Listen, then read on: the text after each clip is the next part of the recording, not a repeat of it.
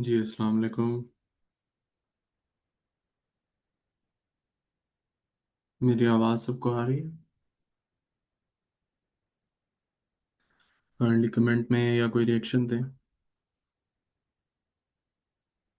जी जी sir आ रही है। Thank you.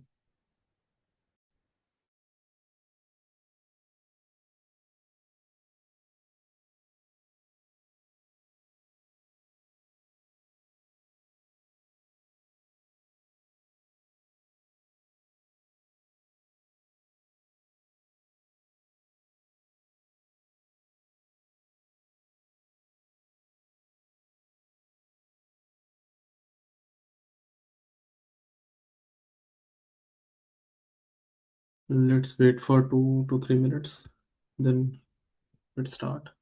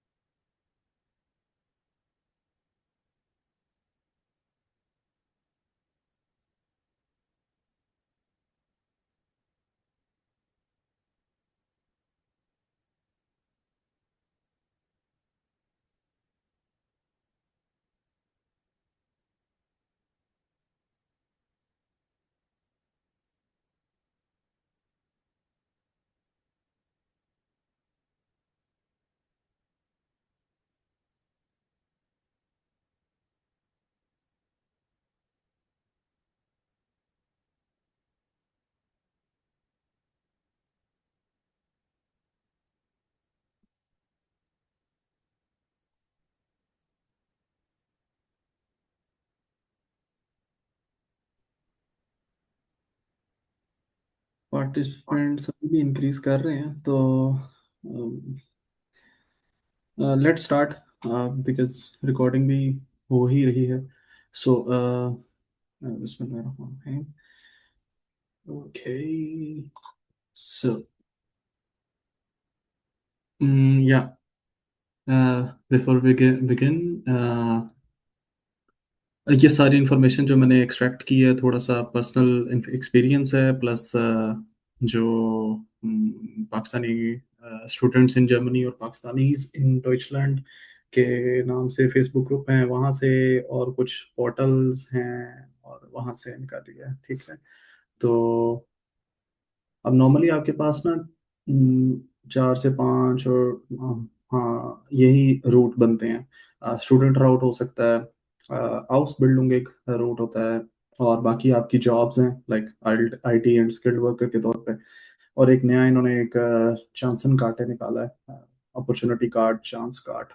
तो इसके ऊपर थोड़ा-सा देखते हैं। स्टूडेंट राउट एक कोई न्यू नहीं है, बहुत पुराना है। चांसन कार्ड ये न्यू न्यू है, हाउस बिल्डिंग भी बहुत पुराना है, और ये वर्क वीज़ा तो है ही है। तो इसको हम देखते हैं, ये स्टडी वाले को। स्टडी में आप देखें, सबसे पहले तो वही बात है, आपको एडमिशन लेना है। एडमिशन के लिए आपको के पास प्री डिफाइंड तरीका है। एक वेबसाइट है, दाद डॉट डी ई। मैंने इधर निकाल के भी रखी हुई है। ये हॉस्पिटल की ये दाद। तो इसके अंदर आप जाते हैं, अपनी जॉब, अपनी डिग्री सर्च करते हैं, यहाँ पे एडमिशन्स आ रहे होते हैं। फिर इनके और भी ये स्कॉलरशिप भी यहाँ पे ही आ रही होती हैं, आप देखते हैं। और आप एप्लीकेशन यहाँ पे ही बंडल करते हैं और ये दाँत वाले ही सेंड कर देते हैं आपकी एप्लीकेशन को। तो ये कुछ चार्ज भी करते हैं। और कुछ फर्स्ट एप्लीकेशन पे कोई 70 यूरो के करीब है, देन सेकंड और थर्ड एप्लीकेशन के ऊपर ज़रा कुछ हाफ हो जाती है प्राइस। तो इस तरह से है। बहरहाल ये दाद एक प्लेटफॉर्म है, यहाँ पे आप यूनिवर्सिटी सर्च करते हैं और फिर अप्लाई करते हैं। तो नेक्स्ट जो है वो, हाँ, इसके ऊपर यही है कि आपको ना ये एक ब्लॉक अकाउंट खुलवाना पड़ता है। ब्लॉक अकाउंट का मतलब यही है कि आप वहाँ से कुछ पीकेआर जो है ना वो इस अमाउंट के मुताबिक पर ईयर आपके पास 11,904 यूरोज होने चाहिए। तो ये जितने भी लाख बनते हैं ये सारा आप शिफ्ट करते हैं। कुछ मशहूर बैंक हैं, मिसाल के तौर पे मिज़ान है, मिज़ान यहाँ पे, फिनतीबा शायद यहाँ पे यूरोप में है।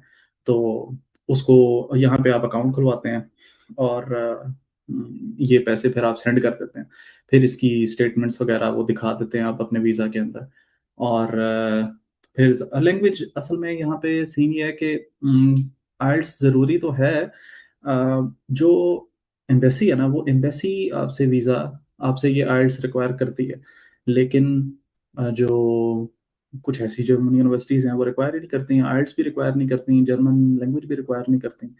तो इसलिए हो जाता है। लेकिन सबसे ज़्यादा जो इम्पोर्टेंट चीज़ है ना वो ये है कि अब ज़ाहिर बात है, अगर आप जर्मन प्रोग्राम के अंदर एडमिशन ले रहे हैं तो ऑब्वियसली आपको जर्मन तो अच्छी खासी शो करनी पड़ेगी। ठीक है, उसके लिए आप के पास लेवल्स हैं, A1 A2 B1 B2। और इसके लिए आपके पास दो मशहूर अम, वो हैं, जैसे आइल्स होता है एक गवर्निंग बॉडी, वैसे टेल्क है और एक गोइथे इंस्टीट्यूट है। तो यहाँ से आप सर्टिफिकेट करते हैं और वो फिर आप शो करते हैं अपने वीज़ा में। और अगर एप्लीकेशन में रिक्वायर होता है तो एप्लीकेशन में भी। तो विदाउट आइल्स भी पॉसिबल होती हैं, कुछ यूनिवर्सिटीज़ आ जाते हैं। वीज़ा नॉर्मली फिर नहीं मिलता क्योंकि वो वीज़ा की रिक्वायरमेंट है आइल्स शो करना। और इतनी कोई ज़्यादा रिक्वायरमेंट नहीं है, कोई मतलब नहीं, कुछ 6 साढ़े 6 बैंड चाहिए। तो लेकिन सबसे ज़्यादा जो चीज़ है जो यहाँ आके आपको ज़रूरत पड़ती है ना, वो जर्मन लैंग्वेज की होती है। इंग्लिश यहाँ पे उस तरह से नहीं फ़ायदा देती। और बाकी स्टूडेंट्स को ज़ाहिर बात है वो काम करने का भी अलाउ होता है कुछ घंटे। और उससे ऊपर जाएँगे तो आपको बहुत सारे लेटर्स आएँगे गवर्नमेंट की तरफ से। और जुर्माना भी हो सकता है। बल्कि पिछले दिनों ही एक बंदे की स्टोरी सुन रहा था, उसको 5,000 यूरो उन्होंने फ़ाइन किया। तो ये होता है। और फिर इसकी ज़ाहिर बात है एडवांटेजेस यही है कि आप जो है ना ये, क्योंकि आपने स्टार्ट ही यहाँ से किया और फिर आप थोड़ा-सा, यानी आप यहाँ पे स्टडी कर रहे हैं, फिर उसके बाद स्टडी के बाद आपने जॉब ले ली। जॉब के बाद आप कुछ साल पूरे करते हैं, को 5 साल तकरीबन।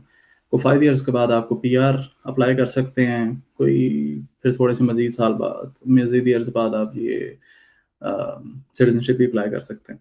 लेकिन अच्छा, कुछ लोग ना एक नया-नया मैंने ग्रुप, फेसबुक ग्रुप्स में ये मैंने देखा है। और क्योंकि मैं तो ये स्टूडेंट राउट पे नहीं आया था, तो लोगों की स्टोरीज़ मैं देखता रहता हूँ। उसमें ये कुछ लोग ना यहाँ पे स्टूडेंट्स पे आ रहे हैं, स्टूडेंट वीज़ा पे आ रहे हैं और यहाँ पे आके जॉब ले लेते हैं और अपना वीज़ा जो है ना शिफ्ट करवा लेते हैं स्टूडेंट से ब्लू कार्ड में, यानी कोई भी वर्क वीज़ा में।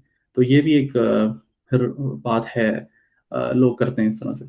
तो हो भी जाता है। आजकल मार्केट ज़रा और तरीके से बिहेव कर रही है, तो आजकल मुश्किल हुआ हुआ है। लेकिन बहरहाल चैलेंजेज़ आपको यही हैं कि आपको देखें ना, फ़ौरन आपको ब्लॉक अकाउंट में ये चा 11,904 यूरोज़ बुक करने पड़ते हैं, ब्लॉक करने पड़ते हैं। अच्छा, ब्लॉक में ये नहीं है कि ये दे ही दिए। जब आप यहाँ पे अकाउंट में शिफ्ट कर देते हैं, सेंड कर देते हैं, ट्रांसफ़र कर देते हैं, तो आप यहाँ पे जब आ जाते हैं तो आपको मंथली 700 से 800 यूरो एक कोई लिमिट है, वो आपको उसी अकाउंट में से दिए जाते हैं, ताकि आप मंथली अपना जो है वो अ, गुज़र-बसर कर सकें। और नॉर्मली फिर वो कॉम्पिटिटिव इसीलिए है क्योंकि आप जो है ना बहुत सारे लोग पढ़ने आ रहे होते हैं। अच्छा, ये मैंने एक राउट आपको बता दिया है एजुकेशन का। और नेक्स्ट है जी आउसबिल्डिंग का। अब ये आउसबिल्डिंग क्या होती है? ये असल में एक वोकेशनल ट्रेनिंग है, यानी कि इसमें ये होता है कि आप पढ़ भी रहे हैं और पे भी आपको पे भी किया जा रहा है। और इसके अंदर ये तकरीबन टाइम ले लेती है, 2 से 4 4 साल तक। हाँ, इट डिपेंड्स ऑन दी वो आपका प्रोग्राम कौन सा है। तो लेकिन ये इतना टाइम लग जाता है। अच्छा, इसके अंदर ये होता है कि एक साल में पहले साल कोई और सैलरी होती है, फिर अच्छा। नेक्स्ट ईयर थोड़ी सैलरी ज़्यादा हो जाती है, फिर थर्ड ईयर इस तरह से ज़्यादा हो जाती है सैलरी। और फिर आप नॉर्मली अगर आप अच्छा बिहेव करें, अच्छा काम करें उसी कंपनी में जहाँ जिसने आपको कॉन्ट्रैक्ट दिया था उस बिल्डिंग का, तो वही आपको परमानेंट एम्प्लॉय भी रख लेते हैं। तो नॉर्मली होता क्या है कि ये जो स्टडी वाला था रूट, उसमें हमें ज़रा भी जर्मन लैंग्वेज नहीं चाहिए, अनलेस अनटिल आप इंग्लिश प्रोग्राम में एडमिशन ले रहे हैं। लेकिन यहाँ पे हाउस बिल्डिंग में ना आपको B1 या B2 प्रोफिशिएंसी शो करनी पड़ती है। और उसके लिए आपको जो है वो टेल्क या गोएथे इंस्टीट्यूट से लैंग्वेज करके सर्टिफिकेट देना पड़ता है। तो इवन सिर्फ सर्टिफिकेट नहीं है यहाँ पे, आपको जो आप मिसाल आप पाकिस्तान में हैं, मैं भी दिखाता हूँ आपको जॉब्स कैसे ढूंढनी है उस बिल्डिंग की। तो उस पे आप को मिल भी गई जॉब, मतलब जॉब आपने इंटरव्यू दिया तो वो इंटरव्यू भी सारा आपका जर्मन लैंग्वेज में होगा। तो ये है। और उसके बाद हाँ, जैसे ही आपको इंटरव्यू देते हैं, आपको जॉब मिल जाती है, सिक्योर कर लेते हैं आप कॉन्ट्रैक्ट, तो फिर आप वीज़ा अप्लाई करते हैं इस्लामाबाद एम्बेसी में। एम्बेसी की वेबसाइट में मैं दिखा देता हूँ आपको। नॉर्मली इन डिमांड फील्ड्स यही चल रही हैं, नर्सिंग, हॉस्पिटैलिटी, मैकेट्रॉनिक्स, आईटी। तो आईटी और मैकेट्रॉनिक्स थोड़ी सी मिक्स है, लेकिन नर्सिंग में बड़ा, लेकिन अच्छा, एक और बात, ये हाउस बिल्डिंग सबसे ज़्यादा बेहतर उन लोगों के लिए है जिन्होंने अभी न्यू न्यू इंटरमीडिएट पूरा किया। इसकी जो मिनिमम वो है ना रिक्वायरमेंट, कि वो मैट्रिक है। मैट्रिक और इंटरमीडिएट, असल में इंटरमीडिएट ही कहूँगा, क्योंकि आपका जो पाकिस्तानी इंटरमीडिएट है ना वो यहाँ पे मैट्रिक के बराबर है। तो ये ज़रूरी होता है। और उसके बाद इसका फ़ायदा यही है कि आप साथ ही साथ अर्न भी कर रहे होते हैं, आपको वो पैसे दे रहे होते हैं। तो मैं आपको दिखाता हूँ सॉरी, हाउस बिल्डिंग की वेबसाइट, ये housebuilding.da। और इसमें आप, मैं मिसाल के तौर पे A to Z job search करता हूँ। और उसके बाद मैं कोई भी जॉब उठा लेता हूँ। ये देखें आप, बेकरी से रिलेटेड बेकर है, और डिफरेंट किस्म की जॉब्स हैं, और ये पोजीशंस भी साथ ही लिखी हुई हैं कि भाई ड्राइवर कितनी जॉब्स हैं वगैरह। भाई तो सॉरी अगर टू हम कट आईटी से रिलेटेड देखते हैं। जी sir. Sorry to cut sir you, नजर आपकी नहीं आ रहा। स्क्रीन सिर्फ वो स्लाइड वाली शेयर ओके है। Okay okay okay okay. So हम शिफ्ट कर लेते हैं। सर क्यूए सेशन एंड पे है। जी जी, एंड पे कर लेंगे। अच्छा, मैंने आपको दाद ये दिखाया था पहले स्टडी के वक्त। तो ये दाद, यहाँ पे आप ना स्कॉलरशिप्स और वो सारा को प्रॉपर तरीके से आप अप्लाई करते हैं। डायरेक्टली यूनिवर्सिटीज़ में अप्लाई नॉर्मली नहीं किया जाता, यहाँ से किया जाता है दाद से। तो अच्छा, वापस आते हैं हाउस बिल्डिंग पे। तो हाउस बिल्डिंग में मैंने क्या किया, मैं इधर गया था प्रोफेशंस, एंड देन मैं गया था जॉब्स, सारी लिस्ट कर ली थी। और उसके बाद मैंने, अभी भी स्क्रीन विजिबल है ना? Yes it is. स्क्रीन नज़र, okay okay, thank you so much. Okay. So यहाँ आप देखें कि बहुत सारी रूफर की जॉब्स हैं। पता नहीं ये रूफर छत बनाने वाले को कहते हैं, ये वो यहाँ पे जो ये छत बनाते हैं।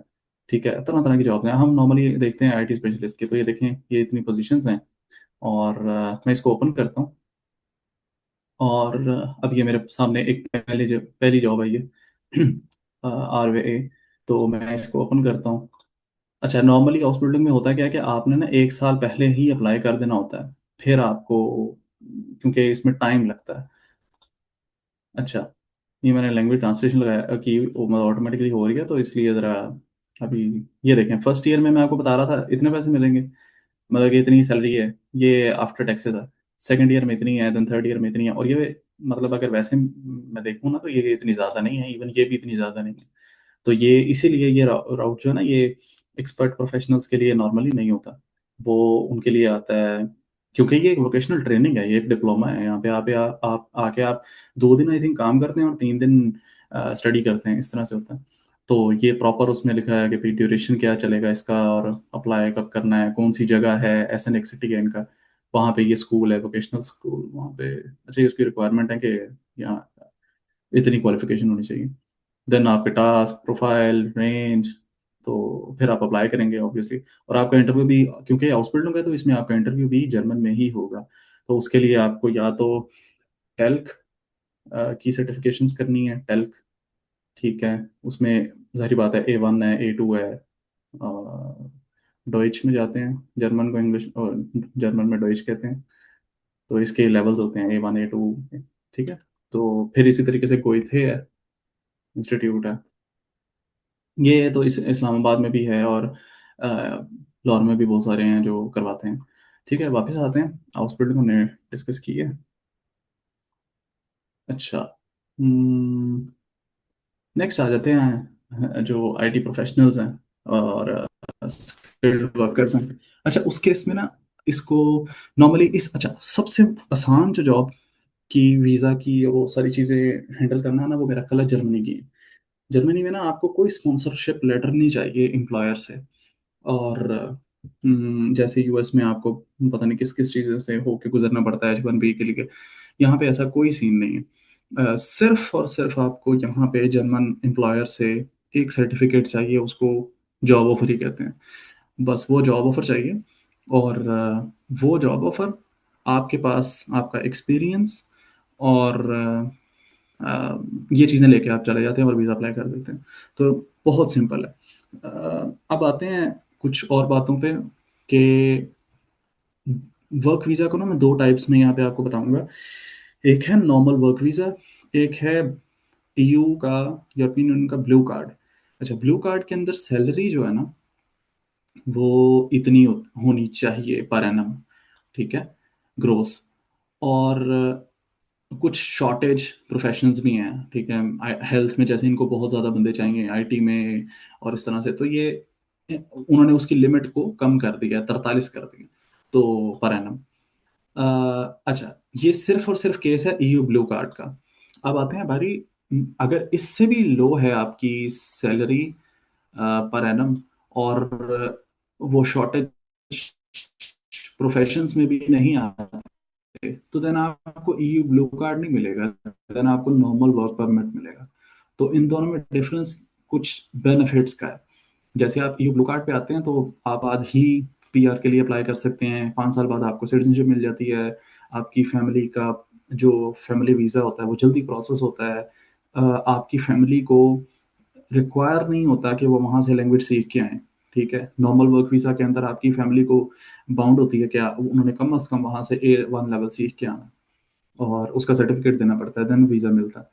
तो यहाँ से मैं हाँ, ईयू ब्लू कार्ड की मेजरली ना तीन ही हैं कंडीशंस, कि आपकी सैलरी एक रेंज जो उन्होंने डिफाइन कर दी है उससे ज़्यादा हो, उस तक हो, आपके पास 3 साल का एक्सपीरियंस हो, और वो नॉर्मली आप एक्सपीरियंस लेटर्स से ही प्रूव करते हैं, ठीक है। अब अगर उनको शक पड़ रहा है आपके एक्सपीरियंस लेटर्स पे, तो वो मजीद तहकीक कर सकते हैं वीज़ा वाले, इस्लामाबाद एम्बेसी वाले, लेकिन बहरहाल नॉर्मली ऐसे ही है।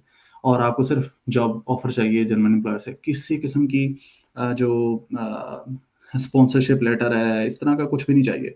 इसका फायदा, इसमें ना जर्मन एम्प्लॉयर भी खुश रहता है कि उसको किसी किस्म की फाइनेंशियल इन्वेस्टमेंट नहीं करनी पड़ रही। हाँ, उसको एक चीज़ की इन्वेस्टमेंट करनी पड़ती है, टाइम की। उसको सब्र करना पड़ता है, क्योंकि 3-4 महीने लग जाते हैं इवन ब्लू कार्ड को भी अप्रूव होने, सारे प्रोसेस होने में। सबसे पहले तो आप जॉब ऑफर लेते हैं ना, जॉब ऑफर लेके फ़ौरन बाद आप इस्लामाबाद एम्बेसी में अप्लाई करते हैं अपॉइंटमेंट का। वो भी मैं आपको दिखा देता हूँ। ये इस्लामाबाद की एम्बेसी की वेबसाइट है। अच्छा, मैं इस्लामाबाद कह रहा हूँ, कराची के लिए फिर डिफरेंट है, वो यहाँ पे आपको मिल जाएगी। ये उनकी वेबसाइट है, pakistan.dplo.de। अच्छा, तो ये देखें आप, यहाँ पे आप फैमिली वीज़ा की अपॉइंटमेंट ले सकते हैं, ठीक है। यहाँ पे आप वर्क वीज़ा की अपॉइंटमेंट ले सकते हैं, और ब्लू कार्ड भी इसी में है, ठीक है। और यहाँ पे आप हाँ, ये एक वर्क वीज़ा है जिसमें आपको ना एक प्री अप्रूवल दिया जाता है। उसमें यहाँ पे जो एम्प्लॉयर होता है ना, वो एक सर्टिफिकेट लेता है, तो प्री अप्रूवल होता है उसके पास। ये उसके लिए है। इसको ज़रा जल्दी मिल जाती है अपॉइंटमेंट, क्योंकि इसने पहले ही, इसके एम्प्लॉयर ने और इस कैंडिडेट ने बहुत वेट किया होता है इस प्री अप्रूवल के लिए। और दूसरा है, ये शेंजन वीज़ा है, यानी कि विजिट वीज़ा। मिसाल के तौर पे टूरिस्ट वीज़ा, मैंने फैमिली को बुलाना है जस्ट विजिट के लिए, तो वो भी इसी केस में जाएगा। अच्छा, तो ये इस्लामाबाद के लिए केस मैंने बता दिया आपको। मिसाल के तौर पे मैं यहाँ पे यही ओपन कर लेता हूँ। तो बल्कि मैं आपको ब्लू कार्ड के ओपन करके दिखाता हूँ। रिटर्न ब्लू कार्ड के लिए ये है। Okay, new appointment. तो वो उन्होंने बता दिया सारा कि क्या क्या होना चाहिए। यहाँ पे मैं सिर्फ आपको ना कैटेगरी शो करना चाह रहा था। ये एक है रिसर्च, यानी कि जो पीएचडी के लिए भी आ रहे हैं ना, वो भी उनके पास जॉब होती है वो, तो वो भी इसी में करेंगे। ये volunteer service, self employment, freelancing, ये सारे वीज़ाज एग्जिस्ट ज़रूर करते हैं, लेकिन ऑब्वियसली इसमें आपको ज़रा ना अच्छे तरीके से जस्टिफाई करना पड़ता है कि हाँ, फ्रीलांसिंग के अंदर आपके पास कितनी इनकम आ रही है वगैरह वगैरह। अच्छा, वापस आते हैं। अच्छा, नॉर्मली अब आपने करना क्या है, ये जैसे जर्मन सीवी फॉर्मेट मैंने लिख तो दिया, लेकिन इट डिपेंड्स। अगर तो एक प्लेटफॉर्म, अब जैसे यहाँ पे लिंक्डइन भी चलता है, लेकिन ज़्यादा जिंग चलता है और स्टेपस्टोन चलता है, इंडीड चलता है, और कुछ जॉब्स जो होती हैं ना, make it in Germany website पे डायरेक्टली विजिबल होती हैं। वहाँ पे होता क्या है कि यहाँ पे जो जर्मन एम्प्लॉयर है उसको फोर्स किया जाता है गवर्नमेंट की तरफ से कि आपने फॉरेन से डायरेक्टली बंदा जो है वो बाहर से नहीं, कैंडिडेट बाहर से नहीं लेके आना। आपने पहले जर्मनी में सर्च करना है, अगर आपको मिल जाता है तो ठीक है। ईयू में सर्च करना है, मिल जाता है तो ठीक है, नहीं तो बाहर चले जाएं। तो इसलिए वो ये यहाँ पे भी ऑफिशियल पोर्टल्स पे भी वो अपनी जॉब्स को ना करते हैं पब्लिश। तो जिंग है, स्टेपस्टोन है, जिंग है ही जर्मनी का, स्टेपस्टोन भी, और इंडीड तो नॉर्मल एक है, यहाँ भी चलता है। तो मिक्स है। मैंने लिंक्डइन से सारा कुछ देखा था। तो जर्मन सीवी फॉर्मेट भी ज़रूरी है। वो इट डिपेंड्स कि आपने ना खुद असेस कर लेना है कि जिस जॉब पोजीशन पे आप अप्लाई कर रहे हैं वहाँ पे कौन सी लैंग्वेज रिक्वायर्ड है। जर्मन में भी कर सकते हैं कि इंग्लिश में कर सकते हैं, क्या कर सकते हैं। क्योंकि मिसाल के तौर पे आप ज़रा जो बड़ी कंपनीज हैं उनको टारगेट करेंगे तो आप इंग्लिश में कर दें, कोई मसला नहीं है। तो इट डिपेंड्स। अच्छा, फिर ये एक जॉब सीकर वीज़ा, और उसका न्यू नाम चांसन कार्टे, ये भी है। इसके अंदर जॉब सीकर वीज़ा ना असल में पहले ज़रा ओल्ड था, पहले से ही था। सिर्फ चांसन कार्टे यानी अपॉर्चुनिटी कार्ड इन्होंने अभी भी कोई 2024 में निकाला, आई थिंक। और पहले जॉब सीकर वीज़ा में यही था कि आप 6 मंथ, ओनली 6 मंथ्स स्टे कर सकते हैं, और ऑब्वियसली आप वहाँ से ये वीज़ा लेके आते थे, अपनी डिग्रीज और ये सब कुछ शो करवाते थे। और फाइनेंसिस के केस में भी आपको ब्लॉक अकाउंट खुलवाना पड़ता था।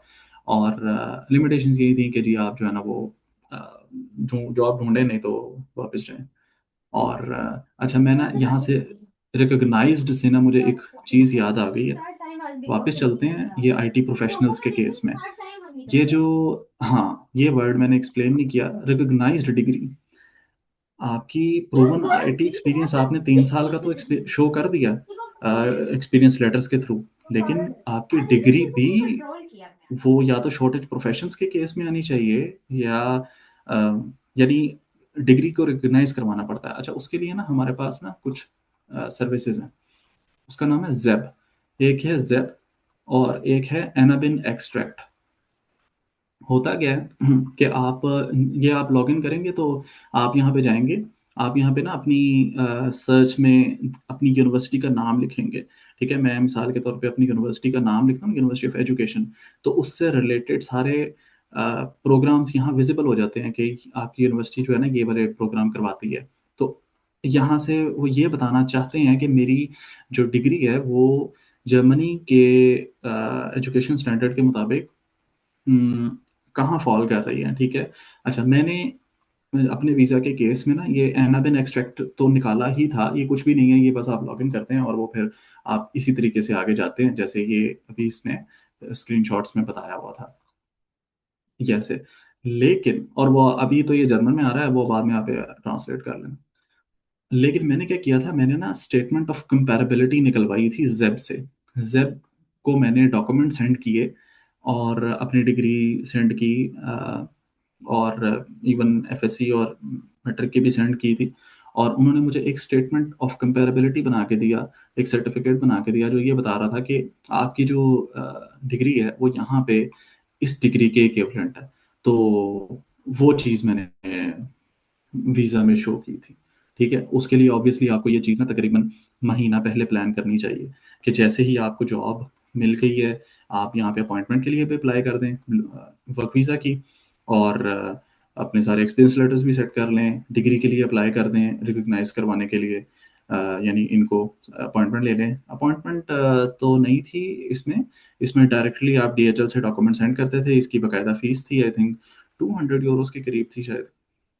इधर देख लेते हैं, हाँ देखें 208। तो वो डॉक्यूमेंट यहाँ पे आते हैं, ये उसको कंपेयर करके आपको बता देते हैं। और बस, तो मैंने असल में आपको ये बताना था, मुझे वो याद आ गया कि रिकॉग्नाइज्ड डिग्री, ठीक है। और फिर आते हैं जॉनसन कांटे पे, तो उसमें अ, यहाँ पे आप 1 साल तक स्टे कर सकते हैं, और इसके अंदर जैसे यूएस में, ऑस्ट्रेलिया में वो सीन होता है पॉइंट बेस्ड, तो यहाँ पे भी असल में उन्होंने पॉइंट बेस्ड सिस्टम निकाला। और आप ज़ाहिर बात है यहाँ पे थोड़ा सा, यहाँ पे जैसे उन्होंने कहा ना फाइनेंसिस, यहाँ पे इसको ऐसे नॉर्मल किया है कि आपको वर्किंग राइट्स दिए हैं कि आप पार्ट टाइम काम कर सकते हैं यहाँ पे आके, लेकिन आपने ना खुद से असेसमेंट करनी होती है, क्योंकि ये जॉनसन कार्टे ना ये बड़ा एक अजीब सा वीज़ा है। क्योंकि आप देखें, जर्मन एम्बेसी ने आपको ये वीज़ा दे दिया, आपसे ये भी नहीं रिक्वायर किया कि आप ब्लॉक अकाउंट खुलवाएं, आपको वर्किंग राइट्स भी दे दिए। आप यहाँ पे आते हैं, अगर आप जर्मन लैंग्वेज नहीं सीख के आते तो आपको यहाँ पे में जॉब भी नहीं मिलनी, पार्ट टाइम जॉब भी नहीं मिलनी। तो आप एकदम से वो जो कहते हैं ना स्ट्रेस में चले जाते हैं, डिप्रेशन में चले जाते हैं कि हो क्या रहा है मेरे साथ। नॉर्मली मैंने लोग देखे हैं कि वो इस अपॉर्चुनिटी कार्ड पे आते हैं और वापस चले जाते हैं, जॉब्स नहीं मिलती। तो इसलिए वो प्रिपरेशन बड़ी ज़रूरी है कि आप लैंग्वेज भी प्रिपेयर करके आएँ, आप फाइनेंसेस भी प्रिपेयर करके आएँ, और आप यहाँ आके अप्लाई करें। तो बहुत सारे चांसेस होते हैं कि आपको जॉब मिल जाती है। मैंने आपको बताया कि वो लोग यहाँ पे स्टूडेंट वीज़ा पे आते हैं और वो जॉब कन्वर्ट करवा लेते हैं, यानी जॉब मिल जाती है यहाँ पे उनको, तो वो वीज़ा कन्वर्ट करवा लेते हैं। तो अपॉर्चुनिटी कार्ड तो फिर एक और तरह का कार्ड, यानी एक एक अपॉर्चुनिटी है कि आप आ सकते हैं और कर सकते हैं। अच्छा, लैंग्वेज के लिए ना मैं यही कहूँगा कि आप हाँ, बेहतर ये होता है कि आप जैसे ही आएँ या आने से भी पहले पाकिस्तान के अंदर ही पाकिस्तानी ट्यूटर्स ना बहुत सारे हैं, और इवन फिज़िकल इंस्टीट्यूट्स बहुत सारे हैं। उधर जाके कम से कम ए1 का जो ए1 की जो तैयारी है ना वो करना शुरू कर दें, ताकि आपको चीज़ें समझ आ जाएँ। आपको काउंटिंग, आपको एबीसी, आपको बेसिक वर्ड्स, इंट्रोडक्शंस और ये सारी चीज़ें आ जाएँ। तो ए1 ज़रूर करके आएँ, और उसके बाद फिर वहाँ आपके पास टाइम है तो ए2 भी करें। फिर आप यहाँ पे आते हैं तो यहाँ पे आके ना वीएचएस6 होता है। वीएचएस मतलब फोक होक शूले। तो फोक होक शूले, अब ये हर सिटी के अपने हैं, ठीक है। तो आप जाते हैं वहाँ पे, रजिस्टर करवाते हैं अपने आप को, ठीक है, डॉइच के लिए, यानी लैंग्वेज के लिए। तो ये होते हैं।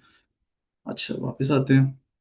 तो नॉर्मली आपके पास बस यही था कि डिग्री रिकॉग्नाइज करवाएं जॉब के लिए, और अपनी जर्मन सेट करें, और अ, बस आ जाएं फिर, यही है।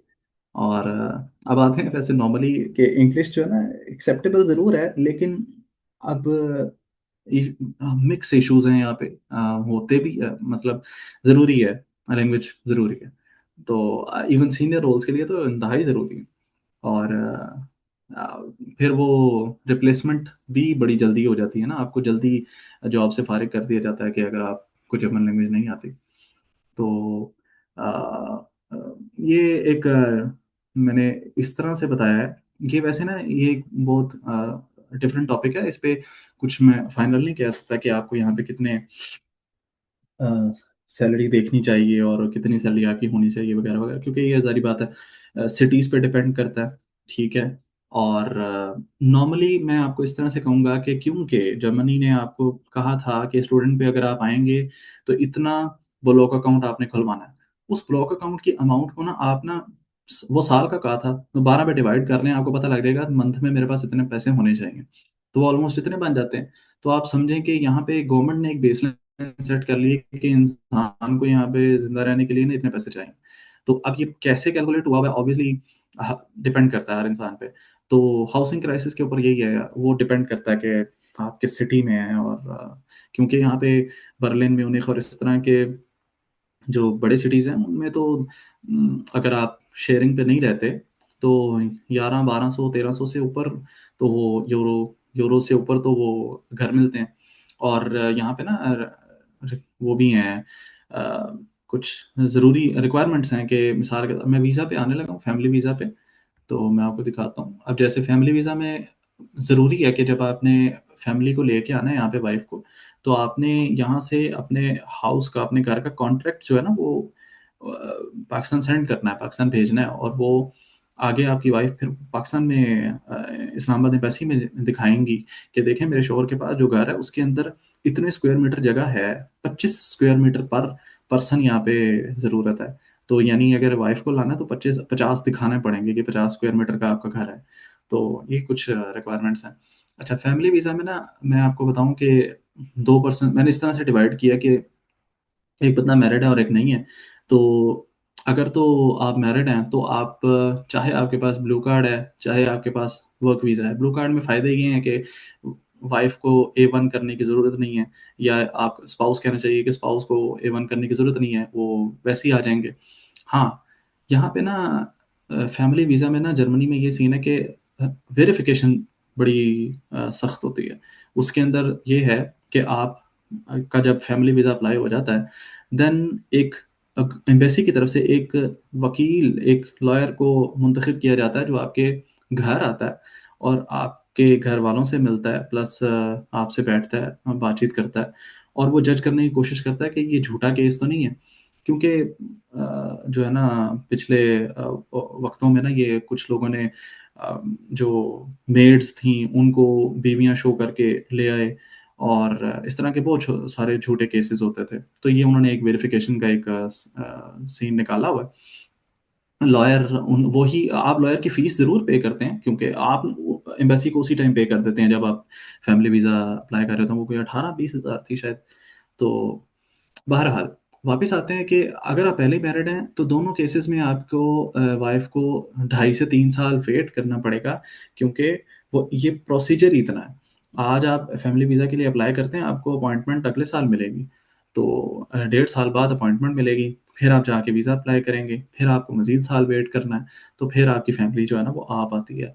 और ये ऑलरेडी मैरिड केस में था। अनमैरिड केस में ना कुछ लोग समझदार होते हैं, वो क्या करते हैं कि जैसे ही उनको ब्लू कार्ड, अच्छा ये जो सीन है ना ये सिर्फ़ और सिर्फ़ ब्लू कार्ड के केस में है। वो जैसे ही उनको जॉब मिलती है, वो ये क्या करते हैं, शादी करते हैं, निकाह करते हैं। जो निकाहनामा और वो बर्थ सर्ट जो मैरिज सर्टिफ़िकेट होता है नादरा से, वो सारा वो करके फ़ौरन अपॉइंटमेंट लेते हैं ये ब्लू कार्ड की। और जब जाते हैं अपॉइंटमेंट पे तो अपनी वाइफ़ के डॉक्यूमेंट्स और वाइफ़ साथ ही लेके जाते हैं। तो ये सिर्फ़ और सिर्फ़ ब्लू कार्ड के फ़ायदे हैं, ईयू ब्लू कार्ड के, कि आप फैमिली वीज़ा और फर्स्ट टाइम जॉब का जो वर्क वीज़ा है, वो at the same appointment apply कर सकते हैं। और मैंने ऐसे ही किया था। और ये नॉर्मल वर्क वीज़ा के केस में ऐसा नहीं हो सकता, ठीक है? आपको पहले अपनी ही अपॉइंटमेंट लेनी पड़ेगी। आप आप वर्क वीज़ा मिल जाएगा, आप यहाँ आ जाएँगे, आपकी फैमिली वीज़ा के लिए अप्लाई करेगी, उनको अपॉइंटमेंट मिलेगी। फिर फैमिली का प्रॉपर वीज़ा अप्लाई होगा, उनकी वेरिफ़िकेशंस होंगी, फिर वो यहाँ पे आ सकते हैं। और यानी सेम ये वाला केस होगा उनके लिए भी। और वेरिफ़िकेशन आपको पता है हर केस में अब ज़रूरी है। और हाँ, जो ये ब्लू कार्ड का केस था ना, उसमें फ़ायदा ये होता है, क्योंकि आपने दोनों एप्लीकेशंस एक ही अपॉइंटमेंट पे डाली थीं, तो उसमें तकरीबन 6 महीनों के अंदर आपका काम हो जाता है। 6 महीने मैक्सिमम 1 ईयर के अंदर काम हो जाता है, यानी कि फैमिली वीज़ा भी लग जाता है। लेकिन आप पहले ही यहाँ आ चुके होते हैं, क्योंकि आपका यहाँ पे जॉब स्टार्ट हो चुकी होती है। तो लेकिन ये again depends on many factors, because कभी-कभी जो फैमिलीज़ होती हैं ना, वो उनके बर्थ सर्टिफ़िकेट्स नहीं होते, या उनकी डेट्स ख़राब हुई होती हैं। तो ये चीज़ें ना जब जो लॉयर आता है ना, वो लॉयर ना आपकी यूनियन काउंसिल में भी जाता है। लॉयर में आप यूनियन काउंसिल में जाके चेक करता है कि आपकी जो बर्थ सर्टिफ़िकेट है, उसकी डेट्स और आपकी जो जन्म पर्ची थी जब आप पैदा हुए थे, तो वो एक रजिस्टर के अंदर ना यूनियन काउंसिल वाले सेव करते हैं। वो सब ठीक हैं, वो सब वैलिड हैं और वो वाक़ई की थी। अगर तो उस ज़माने में किसी ने कर दिया था, झूठा इंदराज कर दिया था उसमें, तो वो इश्यूज़ आते हैं। फिर आपको एक प्राइवेट वकील करवाना पड़ता है वो इशू रिजॉल्व करने के लिए। तो ये चीज़ों मैं इसलिए जानता हूँ क्योंकि एक कुछ लोगों की हेल्प की हुई है, और वो फेसबुक ग्रुप्स वगैरह में पता लगता रहता है कि किस बंदे के क्या क्या इश्यूज हैं। तो मैं यहाँ पे अब खामोश हो जाता हूँ, आप बताएं आपके कोई क्वेश्चंस हैं।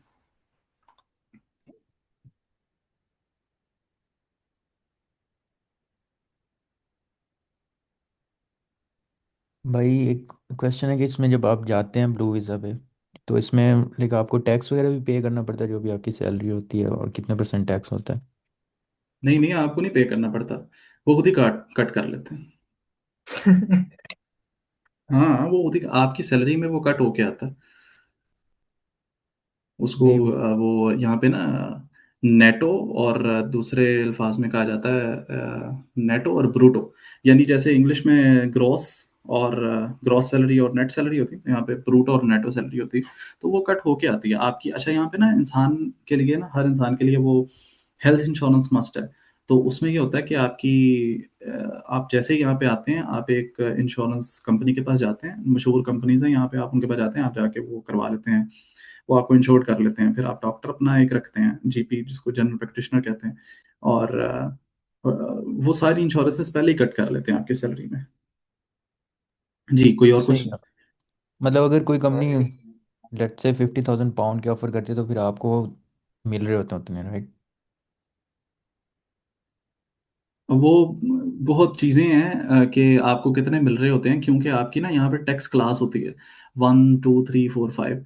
तो अगर जो स्पाउस आपका आया है वो काम कर रहा है, देन आपकी क्लास डिफरेंट होती है, देन आपको टैक्स डिफरेंट मिलता है, थोड़ा सा ज़्यादा ऊपर नीचे कट के आता है। और अगर आप अकेले ही काम कर रहे हैं देन टैक्स डिफरेंट कटते हैं। तो ये सारी वो चीज़ें जो अ, बहुत डिफरेंट हैं। ठीक है। जी ठीक है भाई। अच्छा, ये कुछ साथ साथ मैसेजेस भी हैं। रैन भाई, जो टेस्ट की प्रिपरेशन है, लाइक अगर मैंने जर्मन सीखनी है तो मैं अभी कौन से इंस्टीट्यूट से सीखूं पाकिस्तान में? गोइथे इंस्टीट्यूट है लाहौर में, और बहुत सारे हैं। जनरल सर्च करें, मैं वैसे किसी को रिकमेंड नहीं कर सकता, लेकिन मैं आपको टेल्क का अच्छा, अगेन सबसे पहले तो ये देखा जाए कि मे बी शायद इतना वो है तो आप यूट्यूब से सीखें। हाँ, बल्कि यूट्यूब से सीखें। यूट्यूब पे तो बहुत सारी वीडियोस पहले ही पड़ी हैं, आप बेसिक सीख लें। हाँ, बात आती है वो प्रैक्टिस करने पे, तो उसके लिए कोई इंस्टीट्यूट ज्वाइन कर लें। लाहौर में बड़े इंस्टीट्यूट्स हैं, हर जगह पे कोई ना कोई इंस्टीट्यूट्स हैं, नहीं तो ऑनलाइन क्लासेस हैं। लेकिन मैं आपको ये कहूँगा कि जो A1 है ना, वो किसी जर्मन इंसान से सीखने के बजाय किसी पाकिस्तानी इंसान से सीखें, जो उर्दू में भी आपको साथ साथ जो है ना एक्सप्लेन कर सके कि क्या मतलब है। सर ये लाहौर में नैवटेक वाले करवा रहे हैं, उसका क्या है? ये मुझे तकरीबन अभी उन्होंने क्लासेस शुरू करनी है तकरीबन 1 माह तक। यानी बस ज्वाइन कर लें फिर बेहतर है। हाँ, वो रैन भाई, 3 मंथ। वेरिफिकेशन कौन सी वैलिड होती है? लाइक जैसे आइल्स है ना, तो वो इंग्लिश के हाँ लिए जी, इसके अंदर आपके पास दो ही ऑप्शंस हैं, दो बल्कि और भी हैं, लेकिन कुछ भी कर लें, कोई कर लें, कोई मसला नहीं है। चाहे टेल्क कर लें, चाहे गोएथे इंस्टीट्यूट कर लें, जोन सी मर्जी कर लें, इट डजेंट मैटर। जी थैंक यू। बस वो सर्टिफिकेट ओरिजिनल होना चाहिए, तो वो पता लग ही जाता है, वो वेरीफाई हो जाता है सर्टिफिकेट आईडी के थ्रू। ठीक। ठीक हो। और क्वेश्चंस क्वेश्चंस क्वेश्चंस। हेलो, अस्सलाम वालेकुम। चलो। मेरा जी क्वेश्चन वालेकुम था सलाम। आपसे कि सीनियर एक्सपीरियंस आईटी की जॉब्स हैं वहाँ पे? जी बिल्कुल हैं वो। आप लिंक्डइन पे भी देख सकते हैं, जिंग, स्टेपस्टोन, इन सब पे आप फाइंड आउट कर सकते हैं। और और उनके लिए भी जर्मन लैंग्वेज ज़रूरी है कि उसके बगैर खाली इंग्लिश में हो जाएगा काम? अब वो इट डिपेंड्स, टीम पे भी वो कंपनी पे डिपेंड करता है, टीम पे डिपेंड करता है। लेकिन क्योंकि जाहिर बात है, आप टीम मैनेज कर रहे हैं सीनियर रोल के ऊपर, तो आपके अंडर जो है वो जूनियर्स ही अगर जर्मन हुए, तो वैसे ही मतलब आपको आनी चाहिए, ज़रूरी है। It depends on multiple factors कि आप किस कंपनी में अप्लाई कर रहे हैं, किस जॉब पे अप्लाई कर रहे हैं, लेकिन ज़रूरी है। अच्छा भैया, आपने अभी एक वीज़ा में शेंजन वीज़ा का भी जिक्र किया था, वो मतलब ऑल ओवर द है ना यूरोप, तो उसमें क्या जी हम जी। जॉब सर्च कर सकते हैं? नहीं, उस पे जॉब सर्च नहीं, वो शेंजन वीज़ा विजिट वीज़ा होता है। शेंजन असल में एक एरिया है, ठीक है, 27 कंट्रीज हैं उसमें यूरोप के, और आप आ सकते हैं, लेकिन वो एक विजिट वीज़ा होता है, और विजिट के ऊपर आप 3 महीने आएंगे और फिर जाना पड़ेगा। ठीक है। और जो दूसरा आपने ये अभी ये अपॉर्चुनिटी कार्ड वाला है, जी अपॉर्चुनिटी जी। कार्ड वर्सेस मास्टर्स, दोनों में हमारे पास सीन यही है कि हम जॉब भी सर्च कर सकते हैं और हम शिफ्ट भी करवा सकते हैं, तो which yes. One is better in this case?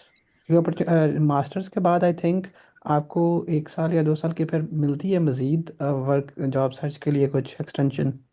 Ji ji, time होता है आपके पास, और इसीलिए ये मैंने आपको कहा कि मैंने आजकल में मैंने देखना शुरू किया कि लोग इस तरह कर रहे हैं कि आते हैं और उनको जॉब मिल जाती है और वो सर्च शिफ्ट कर लेते हैं, और लेकिन आप देखें कि हर बंदा में भी पॉइंट्स के लिए क्योंकि ये अपॉर्चुनिटी कार्ड ना एक पॉइंट बेस्ड सिस्टम है। पॉइंट बेस्ड में ये है कि आपकी एज अगर ज़्यादा कम है तो पॉइंट मिल जाएगा, अगर आपको लैंग्वेज आती है A1 तो पॉइंट मिल जाएगा, एक्सपीरियंस ज़्यादा है पॉइंट मिल जाएगा, अगर आपका कोई फैमिली मेम्बर यहाँ पे पहले ही है पॉइंट मिल जाएगा।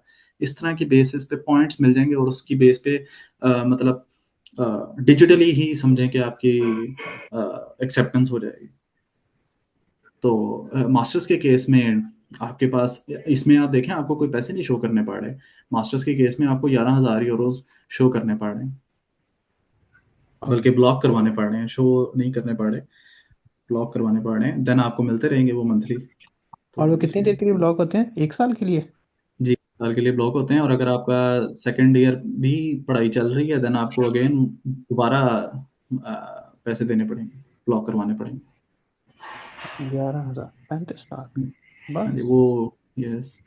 एंड भाई वो बेसिकली पर्सनल एक्सपेंडिचर या फिर आपके मेडिकल इंश्योरेंस इन चीजों के पैसे होते हैं ना, जो आपको जी जी, वो ब्लॉक आपके ही करके होते हैं। बाद। जी जी, वो आपके ही होते हैं पैसे, आपको वो मंथली दे रहे होते हैं, आपको मंथली ना अलाउ, आप एटीएम से कोई एक उन्होंने अमाउंट रख दी है 700-800 यूरो, उससे ज़्यादा आप मंथली पैसे नहीं निकाल सकते, एटीएम नहीं कर सकते।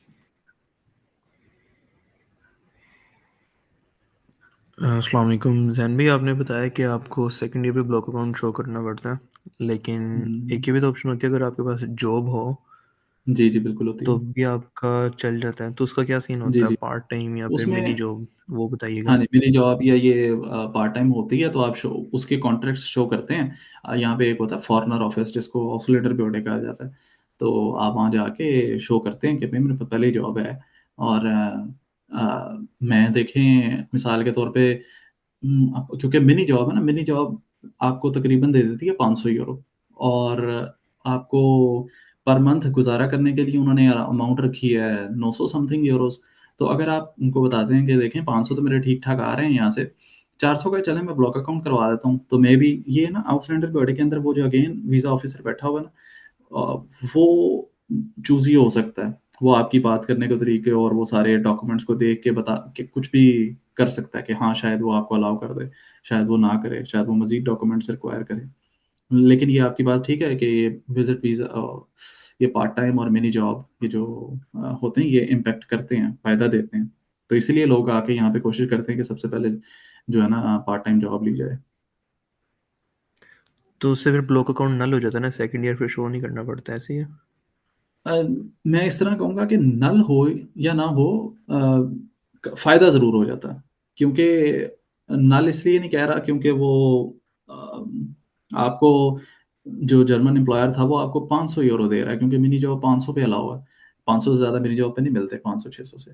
तो लेकिन गवर्नमेंट कहती है कि आपके पास 1,000 यूरो होना चाहिए मंथली ज़िंदगी गुजारने के लिए, तो मे बी वो ऑस्टनेटर ब्यूरो में जो ऑफिसर है वो माने या ना माने, तो इसलिए फ़ायदा ज़रूर मिलता है, लेकिन नल नल हो जाए इसका मुझे आइडिया नहीं है कि बिल्कुल ही नल हो जाए। तो ये जो अच्छा, ग्रुप्स हैं ना मेरा पाकिस्तानी मतलब स्टूडेंट्स इन क्वेश्चन थोड़ा जर्मनी। सा डिफरेंट था। मैं ये कह रहा था कि अगर अगर आप दो जॉब्स एक साथ कर रहे हो, एक मिनी कर रहे हो, एक पार्ट टाइम कर रहे हो, तो वो कितनी अमाउंट मिनिमम जो थ्रेश होल्ड है उनका, उसके बाद वो कहते हैं कि आपको फिर ब्लॉक अकाउंट की अब ज़रूरत नहीं है, आपकी मिनी जॉब्स या जॉब एंडिंग कर रहे हैं उसकी बेस पे ही आपको फिर रहने देते हैं या फिर वीज़ा ग्रांट कर देते हैं। अच्छा, ये अब आपने तीसरी चीज़ खोली कि पार्ट टाइम भी हो रहा है, एक इंसान पार्ट टाइम भी कर रहा है और मिनी जॉब भी कर रहा है, तो स्टूडेंट पे तो इतना अलाउ ही नहीं है, स्टूडेंट पे तो एक खास घंटे अलाउ है, 20 कितने घंटे अलाउ हैं, कुछ आवर्स अलाउ हैं बस, तो उससे ज़्यादा आप कर नहीं सकते। हाँ तो उतने उतने आवर्स में इतने पैसे नहीं बनते कि आप अपना जो है ना वो ब्लॉक अकाउंट बिल्कुल ही नल करवा लें, मेरा ख्याल है। तो लेकिन ये चीज़ ऐसी है कि अरे स्टूडेंट्स यहाँ लगी जो नहीं हैं गया, उनसे पूछना चाहिए। कॉल करूं? ओके। आप ही कॉल यस, करूं? जैन भाई, और जी कोई क्वेश्चन? नहीं जैन भाई, जर्मन में ना एक मेरे क्लाइंट थे, अब वो तो कह रहे लगी बचत हो गई है, बस क्लैप। जी सर। ओके जी जैन भाई, अस्सलाम वालेकुम, मेरा एक क्वेश्चन है। जी जी। हेलो जैन भाई, मेरे ना एक क्लाइंट थे, अभी भी हैं, वो ना जर्मन है बेसिकली, जर्मन नेशनल है वो पाकिस्तानी। तो ना मैंने उनका प्रोजेक्ट कर दिया था ना, तो वो मुझे कह रहे थे कि अगर कोई ऐसा प्रोसेस है तो मुझे बताओ, मैं आपको स्पॉन्सरशिप वगैरह का कोई इसका जो है तो मैं कर सकता हूँ। तो क्या मैं आपको पर्सनल मैसेज कर सकता हूँ, अगर आप मुझे वहाँ पे थोड़ी गाइडेंस कर दें तो? जी जी कोई मसला नहीं। Thank you. अच्छा, ये ना एक ग्रुप मैसेज, ये चैट सेक्शन में मैंने एक मैसेज देखा, डुओलिंगो। तो ये भी एक बड़ा अच्छा एक सॉफ्टवेयर सॉर्ट ऑफ है कि आप डुओलिंगो इंस्टॉल करें, एप्लीकेशन इंस्टॉल करें और वो करें, यहाँ से भी आप A1 सीख सकते हैं। और बाकी तो क्वेश्चंस तो नहीं चल रहे चैट में ये। अच्छा। मस्ती चल रही है। अच्छा जैन भाई, जी आपने जी, जर्मनी के अलावा कौन से कंट्री को कंसीडर किया था इसमें? ये मैंने बहुत सारे देखे थे, लेकिन डिपेंड्स कि आपकी क्या आप क्या चाहते हैं, एंड आइदर गोल्स क्या यूएस एंड गोल्स क्या हैं। तो अ, मेरे लिए आसान हो गया था थोड़ा यहाँ पे जॉब लेना, तो मैं आ गया। अदरवाइज मैंने यूएस भी देखा था, मैंने ऑस्ट्रेलिया भी देखा था, मैंने यूरोप के गरीब कंट्रीज भी देखे थे। अस्सलाम वालेकुम सर। है? जी भाई। अरे अच्छा, ये स्टडी वीज़े का मुझे बताइएगा कि स्टडी वीज़े पे आए तो पार्ट टाइम लाइक डेवोस या सॉफ्टवेयर इंजीनियरिंग में कितनी जॉब्स अपॉर्चुनिटीज़ है?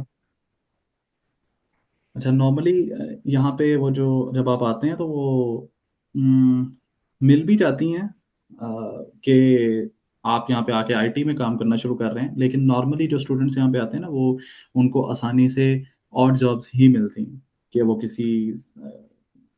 किसी जगह पे जाके, वैसे कुछ लोगों ने तो मतलब फैक्ट्रीज में जाके काम कर लें आप, ठीक है, या से कहीं उस पे मार्केट के अंदर सेल्समैन के तौर पे, कैशियर के तौर पे, तो इस तरह से और जॉब्स नॉर्मली ज़रा ज़्यादा मिलती हैं स्टूडेंट्स को।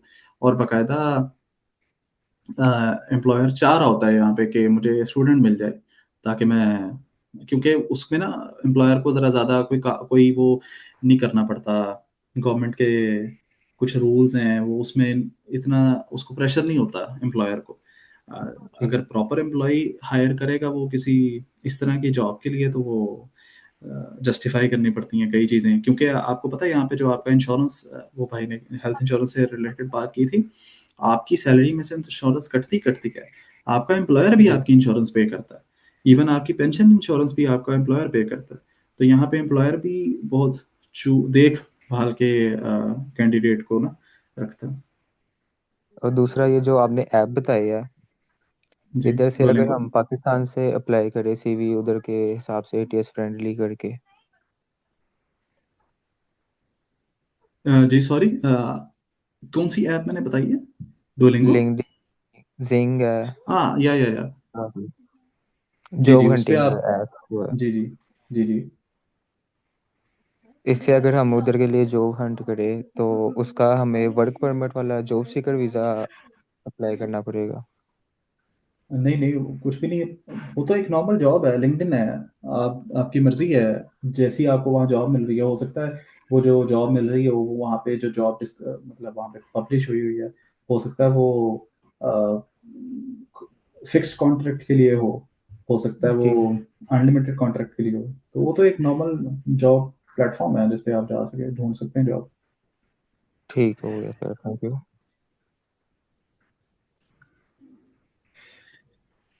जी, तो मैं आई थिंक जैन भाई मैं तो पर्सनल मैसेज करना चाह रहा हूँ व्हाट्सएप पे, तो मैं अपना नंबर आपको चैट में शेयर कर देता हूँ, काइंडली आप मुझे वहाँ पे मैसेज कर दें। जी जी, ठीक है, जर्मनी में भेजता हूँ। Thank you ji. सर इसमें एक क्वेश्चन था, वो ये था कि फ्रीलांसिंग अलाउ होती है अगर हम एज अ स्टूडेंट उधर जाएं जर्मनी में तो? जी जी, अलाउ होती है, उसमें आपको रजिस्टर करवाना पड़ता है बस। रजिस्ट्रेशन का क्या प्रोसेस होता है? उसमें आप यहाँ पे आते हैं, आप यहाँ पे आके आप ये हाउस रेंटर ब्यूरो के पास जाते हैं। अब ये इवन ब्लू कार्ड पे भी अब अगर आ रहे हैं ना, तो आपको फ्रीलांसिंग अलाउ नहीं होती। तो आपको ना 2-3 साल बाद, इट डिपेंड्स, स्टूडेंट के केस में मुझे नहीं पता, लेकिन क्योंकि मैं जॉब पे आया हूँ तो मुझे पता है कि मुझे इस टाइम फ्रीलांसिंग करना अलाउ नहीं है। लोग करते हैं, इस तरह फिलहाल करते हैं, उस पे अपवर्क पे करते हैं और पैसे जो है वो डायरेक्ट पाकिस्तानी अकाउंट्स में भिजवा देते हैं, लेकिन वैसे अलाउ नहीं है। और इवन जो जो वीज़ा होता है, जो कार्ड मिलता है यहाँ पे, उस पे लिखा होता है कि self employment is not allowed. So हाँ, जब आपको मिल जाती है इजाज़त 2-3 साल, 3 साल पीआर में के बाद, नॉर्मली ऐसे कहना चाहिए कि पीआर के बाद परमानेंट रेजिडेंसी, उसमें आपको 3 लगें साल, 4 लगें, तो उसके बाद आपको अलाउ होता है कि आप कर सकते हैं। और उसके अंदर ऑब्वियसली यहाँ पे आप कह रहे हैं ना, प्रोसेस प्रोसेस असल में ये है कि यहाँ पे जो भी कमाई होगी वो आपको फाइनेंस ऑफिस, जो यहाँ पे टैक्स ऑफिस है जैसे पाकिस्तान का एफपीआर है, उसमें शो करना पड़ता है कि मैंने इतनी कमाई की है। और उसके लिए आपको एक कंपनी टाइप, लेकिन टाइप नहीं होती, उसको गिवर पे कहते हैं, वो रजिस्टर्ड करवानी पड़ती है, गिवर पे आई थिंक, और या दूसरा नाम है उसका, वो रजिस्टर करवानी पड़ती है। और आप वहाँ पे हर साल फिर अपना फाइल करते हैं कि मैंने इतनी इनकम आई थी मेरी। तो यानी असल में वो सिर्फ टैक्स ही है कि आप इसलिए बता रहे हैं कि मैं टैक्स दूँ प्रॉपरली।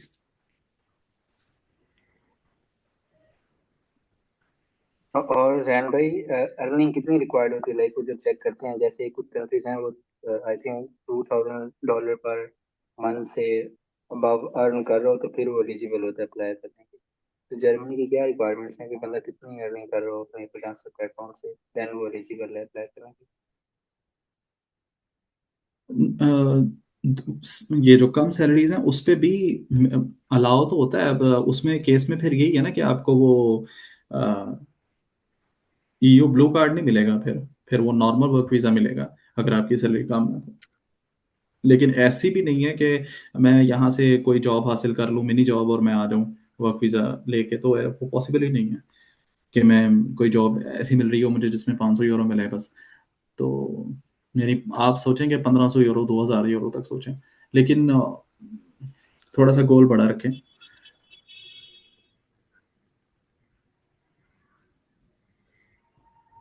जी। तो अस्सलाम वालेकुम सर, क्वेश्चन था।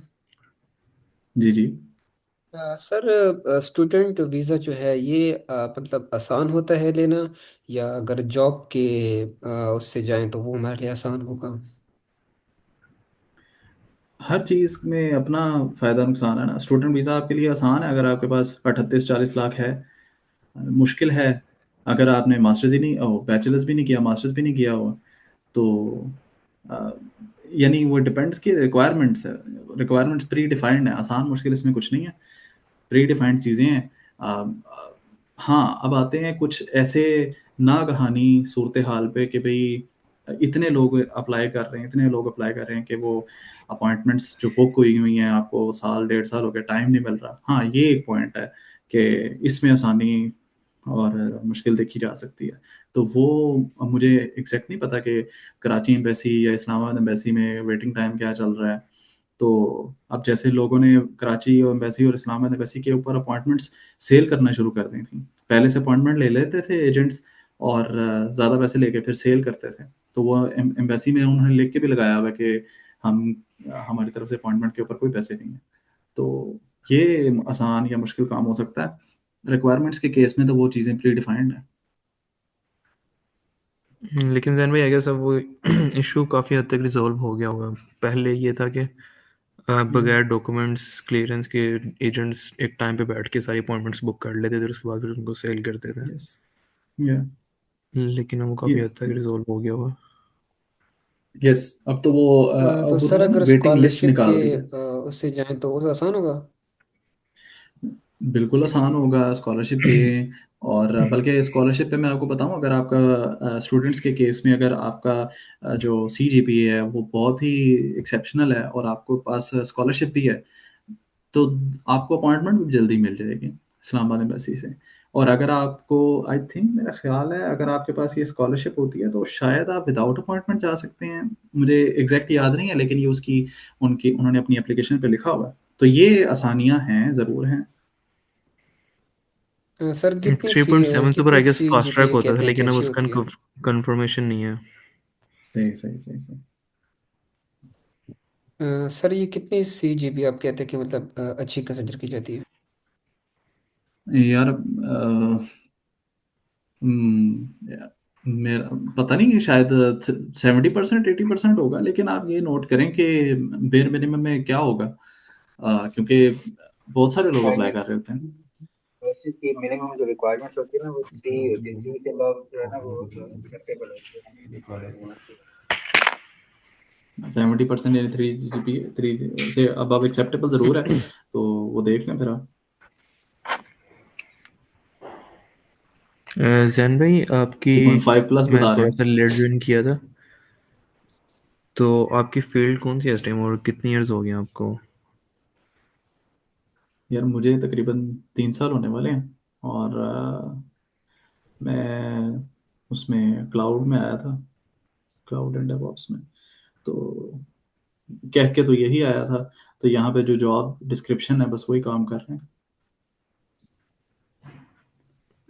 इंडस्ट्री का सर एक्सपीरियंस था आपके पास? जी जी, पाकिस्तान के अंदर मेरे पास एक्सपीरियंस था, मैं सिस्टम्स लिमिटेड में जॉब करता था। नाइस। सर ये ग्रेजुएशन के लास्ट 2 सेमेस्टर में भी अप्लाई कर सकते हैं? जी कर सकते हैं, कोशिश तो कर सकते हैं, ठीक क्योंकि है। इसके लिए चीज़ें पहले प्लान करनी पड़ेंगी। और कौन कौन फिर सी? जाके यही एडमिशन्स वगैरह आपको पहले ही, ये आपने बिल्कुल सही कहा है कि 2 सेमेस्टर पहले आप चीज़ें सोचना शुरू कर दें। हाँ जी। सर मेरी एक क्वेरी थी, मैं आपसे पूछना चाहूँगा। जी जी। मेरा ना यूनिवर्सिटी ऑफ जीगन में मैंने अप्लाई किया था क्वांटम साइंस कोर्स में। तो हम्म। उसका मेरा एडमिशन लेटर आ गया, बट ये है कि उन्होंने विंटर के लिए मुझे दिया है। तो उन्होंने कहा था कि आप हमें अर्ली 2026 में मेल करें, हम आपको ना एडमिशन लेटर इशू कर देंगे। तो क्या फिर मैं अभी वैसे वेटिंग लिस्ट ज्वाइन कर सकता हूँ? मतलब उन्होंने ये जो मेल की थी उसके जरिए, कि वो कह रहे थे कि आप हमें बस एक मेल कीजिएगा टेक्स्ट, हम आपको एडमिशन लेटर इशू कर देंगे, तो फिर आप कैरी ऑन कर सकते हैं आगे। तो आप मेरी ये ये, था कि जी, जी जी जी, मैं यही चाह रहा था कि क्या मैं उस मेल के साथ अब वेटिंग लिस्ट ज्वाइन कर सकता हूँ? दैट्स अ क्वेश्चन के जो हम यहाँ पे देख सकते हैं कि स्टूडेंट वीज़ा अप्लाई कैसे होता है यहाँ पे, क्योंकि मैं उस प्रोसेस से नहीं गुजरा हुआ। तो सीडिंग नहीं आएगा, सीडिंग नहीं आएगा आई थिंक यहाँ पे। तो बल्कि क्योंकि एडमिशन लेटर तो आपको दिखाना पड़ेगा वीज़ा लेने के लिए। नहीं, वो मुझे मिल जाएगा। मतलब जब आपके ख्याल से अभी वेटिंग लिस्ट को, मतलब अभी कोई ज्वाइन कर रहा है तो उसकी कब तक बारी आएगी, कोई एनी आइडिया? जो जितना बैकलॉग लग गया हुआ है जुलाई के बाद, जुलाई अगस्त सितंबर अक्टूबर नवंबर चल रहा है, अब दिसंबर आ गया तो। मुझे इसका कोई आइडिया नहीं है कि एम्बेसी के अंदर क्या चल रहा है या क्या, क्योंकि कुछ लोग हैं, वो मैंने ग्रुप्स में देखा है, वो कुछ लोग ना इन चीज़ों का बड़ा ध्यान रखते हैं कि फलां दिन इसकी अपॉइंटमेंट आई थी, फलां इसकी आई थी, इसने इस टाइम अप्लाई किया था, इसने इस टाइम, अच्छा इसका इसका गैप बना, इतना गैप बना। अब ये चीज़ें मुझे नहीं पता, तो इसलिए जी तला। अस्सलाम वालेकुम भाई। जी जी। भाई मेरा क्वेश्चन ये था कि जिस तरह हम अगर आते हैं प्लान करते हैं अपना मास्टर्स फॉर जर्मनी, तो हमें क्या टॉप क्लास यूनिवर्सिटीज़ को टारगेट करना चाहिए उसमें एडमिशन, लाइक TUM है और बर्लिन टेक्निकल यूनिवर्सिटी है, इस तरह की यूनिवर्सिटीज़ को अगर हम इनको टारगेट करते हैं तो हमारा मतलब, आप कह रहे हैं ना कि म्यूनिक और बर्लिन वगैरह शहर महंगे हैं स्टूडेंट्स के लिए भी, और जॉब का सीन भी इस तरह का ही है उधर। तो फिर वो किस तरह हम अपने फाइनेंसिस को मैनेज करेंगे अगर हम अच्छी यूनिवर्सिटी में पढ़ना चाहते हैं? हाँ, यूनिवर्सिटी आप अच्छी रख लें, लेकिन शहर के आउटस्कर्ट्स में रह लें, शेयरिंग में रह लें। रिहायश यानी वाली। आप इस तरीके से अपने फाइनेंसेस मैनेज कर सकते हैं ना, रिहाइश में आप जो है वो आउटस्कर्ट्स, सिटी के आउटस्कर्ट्स में रह लें। और वहाँ पे एक रूम के अंदर, वो एक रूम तो नहीं मैं कहूँगा, वो एक अपार्टमेंट होता है ना, उसमें फिर वो मल्टीपल बंदे रह रहे होते हैं, स्टूडेंट्स रह रहे होते हैं, उसको यहाँ पे ना वेगे कहा जाता है, यानी वेगे से मुराद है WG। तो वहाँ पे रह लें आप। ये रिहायश का यूनिवर्सिटी करेगी कि खुद ही करना पड़ेगा रिहायश का भी? ये अगर क्वेश्चन, स्टूडेंट हाँ मतलब स्कॉलरशिप पे अप्लाई करें तो। और भाई हाँ, ये नहीं है, मुझे आइडिया नहीं है इसका कि यहाँ पे यूनिवर्सिटी आपको रिहाइश देगी या नहीं। और भाई वैसे मेरा दूसरा होती है, आप अप्लाई कर सकते हैं, क्योंकि यहाँ पे तो आप हर किसी यूनिवर्सिटी का है भी, और किसी का वो हॉस्टल एरिया नहीं है, वो डिपेंड्स कि आप कहाँ अप्लाई कर रहे हैं। और भाई मेरा दूसरा क्वेश्चन ये था कि जिस तरह हम अगर रिमोट जॉब कर रहे होते हैं तो उनका उनको इलम तो नहीं होता कि ये रिमोट जॉब भी कर रहे हैं, उनके वर्किंग आवर्स स्टूडेंट आवर्स के साथ वो काउंट कैसे कर सकते हैं? नहीं कर सकते वो। मतलब हम रिमोट जॉब भी कर सकते हैं और वहाँ 20 आवर्स वो भी काम कर सकते हैं अगर हम करना हाँ चाहें जी, तो? जी जी। तो मतलब अगर हम इस तरह ज़्यादा बेटर है कि हम अगर यहाँ पे जॉब लें पहले और फिर अपना जर्मनी प्लान कर लें। बेहतर, बिल्कुल बेहतर ऑप्शन। बट सर मैंने तो सुना था कि फ्रीलांसिंग अगर आप कर रहे हैं तो आपको उनको जरा ऑसलैंडर भी होल्डे में इस चीज को क्लैरिफाई करना होता है क्या, मतलब मैं फ्रीलांसिंग के जरिए भी अर्न कर रहा हूँ? तो आप भाई जो पिछले थे वो ये कह रहे थे मैं छुप के कर रहा हूँ। हम्म। अच्छा गेम भाई, मेरा ये हाँ जी। क्वेश्चन था कि एम्बेसी में अब करंट वेटिंग लिस्ट टाइम कितना चल रहा है? नहीं, मुझे इसका आइडिया नहीं है, और ये कैलकुलेट पता नहीं कैसे करते हैं लोग। वो तो नाम, कैलकुलेट क्योंकि तो आई गेस। यूनिवर्सिटी का, क्योंकि एम्बेसी कभी नहीं बताती कि हमारे पास इतना बैकलॉग है और इतना टाइम लगेगा।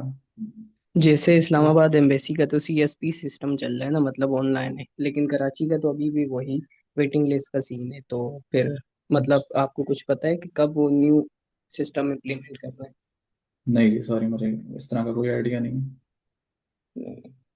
जुलाई की अभी आनी है वैसे अपॉइंटमेंट्स तो। लेकिन जैन बैचलर की तो अप्रैल की भी नहीं आई अभी तक। जैन भाई, आपका मैंने ना आपको मैसेज किया है, वो आप काइंडली देख लीजिए। जी जी। जैन जैन भाई भाई आप डार्ट जब आए थे स्कॉलरशिप यहाँ का। पे आपके पास, हाँ डार्ट का पूछ लो पहले। जैन भाई मेरा भी डार्ट क्वेश्चन है स्कॉलरशिप का डार्ट में थोड़ा से। सा एक्सप्लेन कर दें, क्योंकि अगर हम अपनी सेमेस्टर बैचलर्स के सेमेस्टर्स कर रहे हैं, अगर हम कोई साथ इंटर्नशिप जॉब कर रहे हैं तो वो हमारा एक्सपीरियंस काउंट होगा या उसके बाद वाला होगा? और ये किस तरह का डार्ट स्कॉलरशिप इजीली हम ले सकते हैं? यार इसके ऊपर मैं स्टूडेंट पे तो मैं नहीं आया था, तो मुझे उस तरह से आइडिया नहीं है, लेकिन मैं एक, क्योंकि ना प्री डिफाइंड डॉक्यूमेंट्स मैंने पढ़े हैं जिसमें कि बड़े तरीके से, एक्सप्लेनेटरी तरीके से जो है ना वो बताया हुआ है कि कैसे अप्लाई करना है, क्या करना है। तो मैं वो फाइंड आउट करके मैं अब्दुल मुईज भाई के हाथ में दे देता हूँ, वो आपको दे देंगे। बल्कि जैन भाई मैं जब लिख मैंने लेता हूँ डार्ट के लिए ताकि। ट्राई किया था ना, तो तब इशू ये आ रहा था कि अब मेरी कंप्यूटर साइंस की फील्ड है, तो वहाँ पे मेजर जो थी वो नॉन मतलब स्टेम फील्ड्स थी, जिस तरह इन्वायरमेंटल साइंस और इस टाइप की फील्ड्स जो होती हैं। हम्म, तो कंप्यूटर साइंस और क्योंकि टेक्निकल फील्ड्स और इंजीनियरिंग्स वहाँ पे डार्ट में नहीं थी। नहीं होंगी अब तो, होनी चाहिए वैसे। वो मे बी वो टाइम ऐसा चल रहा हो कि जहाँ पे वो वाली एप्लीकेशन बंद हो चुकी हों। लेकिन यहाँ पे इंडस्ट्री बहुत ज़्यादा है, यानी ऑयल एंड गैस और इस तरह से, तो शायद इसलिए आपको वो वाली ज़्यादा नज़र आ रही थी, या पता नहीं, वो एप्लीकेशन अभी तक क्लोज नहीं हुई थी, तो इसलिए। मेरी कज़न थी वो डार्ट स्कॉलरशिप विनर थी, फिर मैंने उनसे पूछा था, तो उनकी केमिकल की फील्ड थी, केमिकल इंजीनियर थी वो। तो उनसे मैंने पूछा था, तो वो कह रही थी कि कंप्यूटर साइंस की मुझे भी नहीं कभी मिली। तो आई गेस मैंने 1.5 मंथ उसके ऊपर ज़ाया किया था, लेकिन मुझे डार्ट के अंदर कंप्यूटर साइंस से रेलिवेंट फील्ड नहीं मिली। Okay okay. और फिर मेरा एक दोस्त हंगरी होता है, तो उससे फिर मैंने पूछा था, तो उसने अपने सीनियर से फिर कंसल्ट किया था, तो वो कह रहे थे कि कंप्यूटर साइंस के लिए डार्ट की फील्ड नहीं होती है, मतलब डार्ट की स्कॉलरशिप नहीं होती है पाकिस्तानी स्टूडेंट्स के लिए। तो वो हंगरी से अप्लाई कर रहा था, तो उसको कंप्यूटर साइंस के अंदर सेम टाइम के अंदर डार्ट की स्कॉलरशिप शो हो रही थी। तो जब मैंने डार्ट डॉट डी की वेबसाइट के ऊपर पाकिस्तान का फ़िल्टर लगा के कंप्यूटर साइंस की स्कॉलरशिप्स फाइंड की, तो वो नई कोई भी यूनिवर्सिटी ऑफर नहीं कर रही थी कंप्यूटर साइंस के अंदर। लेकिन उसी टाइम पे वो हंगरी बैठ के कर रहा था, तो उसको शो हो रही थी, लेकिन मुझे फिर नॉन स्टेम फील्ड शो हो रही थी वहाँ पे। सही सही सही। चलें, अच्छा आपने बता दिया। सर ये अगर हम स्कॉलरशिप के लिए इस तरह करें कि मतलब पहले आप एडमिशन के लिए अप्लाई कर लें, और जब एडमिशन सिक्योर हो जाए तो उसके बाद फिर आप शुरू हो जाएं कि भाई मैंने यहाँ से अटेस्टेशन करवानी है, यहाँ पर अपॉइंटमेंट लेनी है। तो इस तरह होता है, फिर पहले आप अटेस्टेशन करवाते हैं हर चीज़ की, उसके बाद अप्लाई करते हैं। मेरा ख्याल है एग्जैक्टली सारा नहीं पता। तलहा, आप कुछ बताना चाह रहे हैं? भाई मेरा क्वेश्चन था एक, इसके बाद मैं पूछ लेता अच्छा, हूँ। जी जी। उसमें मेरा ख्याल है ये जो दाद है ना, ये आपकी फाइल करके ना कंपाइल ये भेजता है, और यही आपको बताता है कि एडमिशन भी हो गया या नहीं। तो ये स्कॉलरशिप तो है ही है, ये साथ साथ वो फाइल कंपाइल भी होती है यहाँ पे। तो लेकिन बेहतर ऑप्शन ये होगी कि मैं एक डॉक्यूमेंट फाइंड आउट करके ना मैं सेंड करवाता हूँ आपको, क्योंकि ऐसे तो मुझे इस चीज़ का सारा प्रोसेस नहीं पता, स्टूडेंट वीज़ा पे नहीं आया। तो ये मैं निकाल के तो आपको बता देता हूँ ये सर इंशाल्लाह। इसी हो गया, एम फिल और इसकी एडमिशन कोई हो ना, तो वो सिस्टम हमारा अच्छा हो जाएगा। जी जी तलहा। भाई अगर हम इधर की टॉप यूनिवर्सिटीज़ हैं जो, उनके प्रोफेसर्स को पहले ही टारगेट कर लें, उनको मतलब अपने अंडर कर लें कि आप हमें टीए शिप या आरए शिप कंफर्म कर दें अगर हमारा एडमिशन हो जाता है। और या एडमिशन कमेटी से हमारी मतलब सिफारिश टाइप कह लें, अगर हम आपके अच्छे कैंडिडेट हैं टीए शिप आरए शिप के लिए, तो आप उनको मतलब एडमिशन कमेटी से भी हमारी सिफारिश वगैरह कर दें। तो क्या इस तरह भी ये काम हो सकता है? वो क्योंकि फुली फंडेड में आपको फिर वो मंथली स्टाइपेंड भी मिलता रहता है और आपके अलाउंसेस खुद ही मैनेज हो जाते हैं।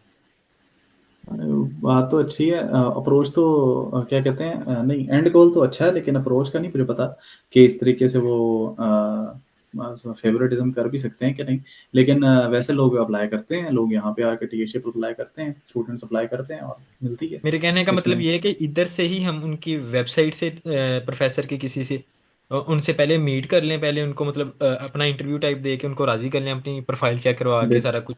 जी फिर उन्हें जी जी। कहें कि हम अप्लाई कर दें, और वो अगर हमें चाहते हैं कि अगर हम अप्लाई करें, हम हमें टीए शिप आरशिप के लिए कंफर्म कर देंगे और हमें मंथली अलाउंस वगैरह बता देंगे और फुली फंडेड का। तो इस तरह हमें तो ब्लॉक अमाउंट की भी ज़रूरत नहीं पड़ेगी, क्योंकि हमारे पास पहले से ही वो चीज़ होगी कि हम जा हाँ जी ही जी।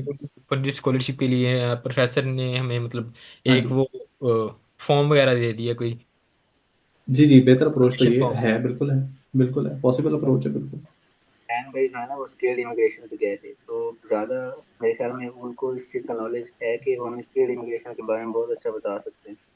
तो क्योंकि उनको स्टडी के हवाले जी से मैं और जी मैं ये वो बता चुका हूँ कि बिल्कुल ऐसे ही है। वो बेसिकली स्किल्ड इमिग्रेशन के हवाले से जो है ना क्वेश्चनिंग करें आप, ताकि हम लोग भी थोड़ा लर्न कर सकें, समझें असल में। तो नहीं, स्टूडेंट्स हैं तो वो अब स्किल्ड इमिग्रेशन से रिलेटेड एक कैसे कैसे कर लें क्वेश्चन। हाँ, तैयारी करें जॉब हासिल करें, और फिर ज़रूर।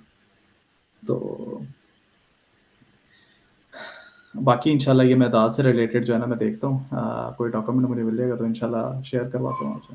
सर इंटर्नशिप होती है, यानी कि अगर आप इंटर्न के तौर पर जाएं, या फिर मतलब आपने यहाँ से फुल तैयार होके जाना है, आपको सब कुछ आना चाहिए, उसके बाद जॉब के लिए अप्लाई करें फिर जाएं?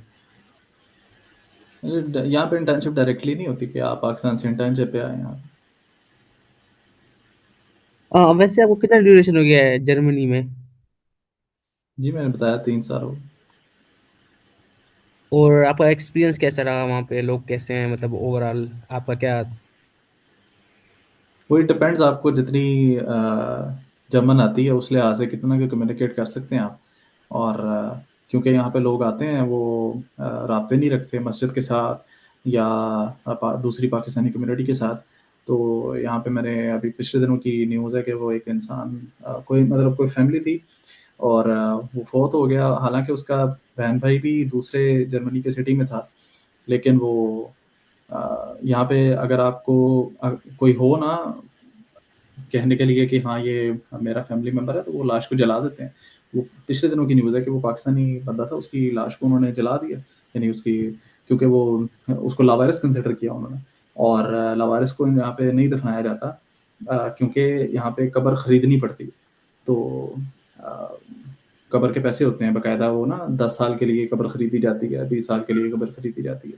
तो वो गवर्नमेंट तो नहीं लगाएगी पैसे, तो वो फिर या तो कोई ऐसा बंदा मिल जाए जो उसको वरसा हों उसके, उसको पाकिस्तान फिर भिजवा देते हैं। उसके ऊपर अलहदा से 2-3 हज़ार यूरो लगते हैं पाकिस्तान में भिजवाने के लिए।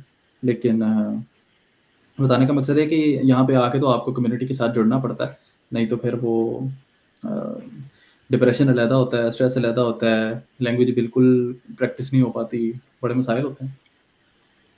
तो इसलिए विटामिन डी खानी पड़ती है यहाँ पे आके, क्योंकि खुद धूप नहीं निकलती आपको जो है वो अ, कमी हो जाती है विटामिन डी की यहाँ पे। तो हर जगह के अपने मसाइल अच्छा हैं सर, भाई। मैंने ना रैंडम लिंक से ज्वाइन किया था, तो कोई आपका ग्रुप या फिर इंस्टाग्राम हैंडल आप मेंशन कर सकते हैं यहाँ पे?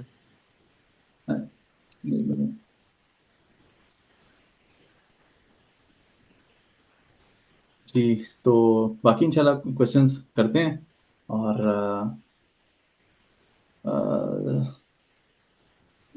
ओके मैं शेयर कर देता हूँ और